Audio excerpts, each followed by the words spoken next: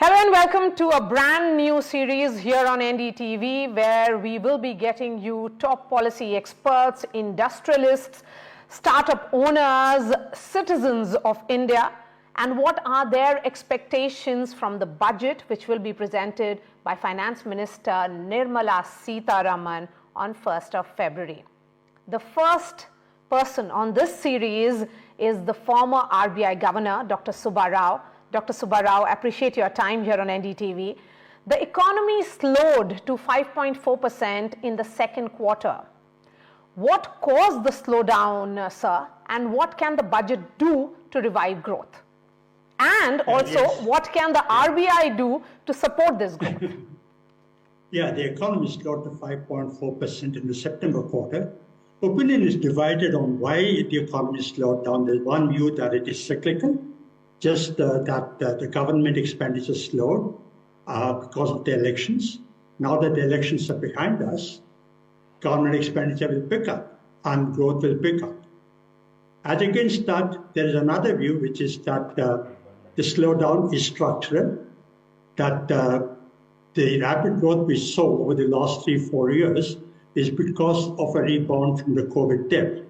And the economy just firing on one cylinder, which is government expenditure, and we cannot get onto a sustainable growth path unless it fires on all cylinders, which is private consumption, private investment, net exports, and of course, government expenditure. What can the government do? The challenge for the government, the challenge for the budget is to accelerate the growth rate. But mere growth will not do. We need to ensure that the benefits of growth are widely shared. Why? Because consumption is our biggest growth driver. So we need to spur consumption of the bottom segments of the population, which means that we have to ensure that their incomes go up because they will spend that money. That money will generate demand, which in turn will generate jobs, which in turn will generate growth, and we get onto a virtuous cycle. The challenge is to improve consumption of the bottom segments, and the only way to do that is to generate job-intensive growth. What can the government do? 2 or 3 things, important things, I believe. The first thing is that this is the first full budget of the NDTV government. Yes. And they have enormous political capital. They must use that political capital to institute politically difficult structural reforms. This is the time. They cannot do it now. They cannot do it any other time. The second thing I think that's got to be done is that if the US-China tensions accentuate, most potential investors will be looking for alternate destinations. And we've got to make sure that we get our act together and make investing in India a happy experience for foreign investors. Now, you asked about RBI should I go on or RBI should do? Yes. RBI, the most important thing the RBI can do is to bring inflation down to the midpoint of the target range, which is 4%. Most people think that if RBI runs a tight monetary policy to bring inflation down, it will hurt growth. And I believe that is misinformed, because in the medium to long term, there is no conflict between growth and inflation. If there's a conflict at all, it is only in the short term. So if RBI brings down inflation, there's enough evidence to show that low and steady inflation actually helps growth. Okay. Dr. Subbarao, since you spoke about consumption, urban consumption is slowing down and GST collections are at a record high. Do you think the government and particularly the finance minister should cut taxes to boost consumption and spur growth? Because, among the taxpayers, there is a lot of anticipation and expectation at the same time. My short answer is no. But here's a considered reply. If you can afford it, that's the way of doing it. Because what you're asking or what you're saying is standard supply-side economics. Cut taxes, that'll spur production, that'll spur consumption, and we'll get onto our growth cycle. But that is not appropriate for our situation now, because it will at best be a temporary palliative. It cannot improve consumption on a long-term basis. What we need to do is give people long-term income, not just short-term palliatives. Besides, I don't think the government can afford to cut taxes given the fiscal constraints. And why do you think that? That there will be no relief for the taxpayers? I believe that as much as there can be a relief for taxpayers, if you can afford it, as I said, we cannot afford it now because of the compulsions of fiscal consolidation. For the government, they cannot afford to sacrifice taxes. On the other hand, I believe that cutting taxes is a temporary palliative.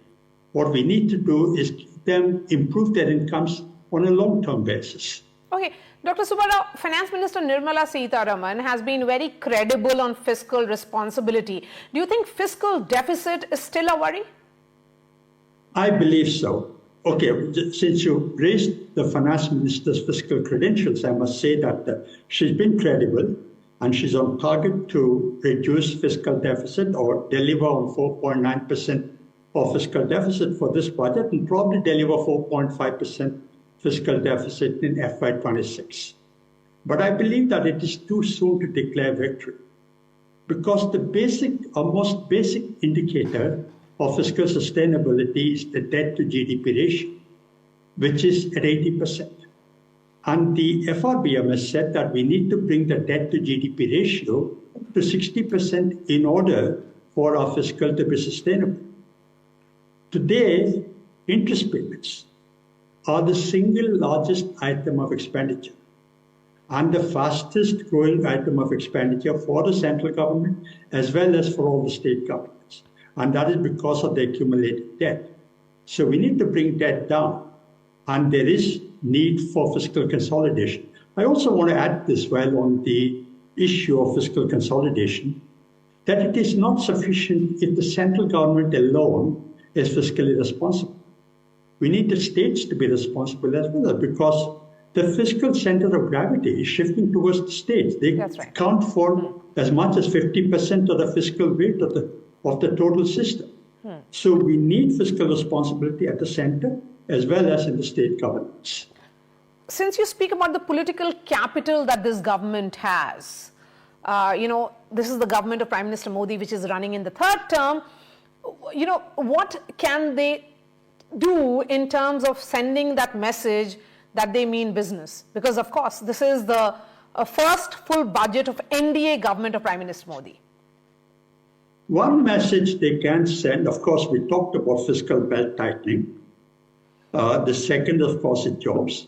But one message that they can send with respect to fiscal responsibility is about freebies. We've seen freebies, we saw them during the Maharashtra elections. We're seeing them today ahead of the Delhi elections. And it's difficult to apportion blame. I think the central government as well as all state governments are to blame and all political parties are to blame. And I don't believe that it is paying any political dividends because if every party is offering freebies, no party gains. On the other hand, it's an enormous fiscal burden. I want to say that in a poor country like ours, where millions live, in difficult circumstances, transfer payments are essential, even desirable, but there's got to be restraint because these subsidies of freebies are being financed out of debt, and a debt has to repay itself. So one message that the central government can say or that can send that they mean business is to say that we're going to initiate. What if the finance minister announces in the budget that I'm going to initiate a dialogue on all political parties, all governments adopting a code of conduct on freebies? I think that'll be a great message to give. And I believe it'll be in the collective good of the economy.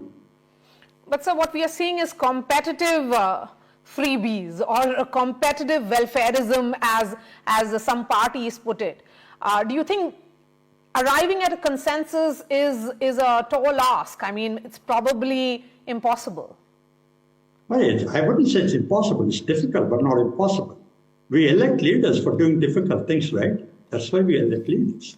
What are 3 things you will tell Finance Minister Nirmala Sitharaman to do in this budget? Three things. Your wish list.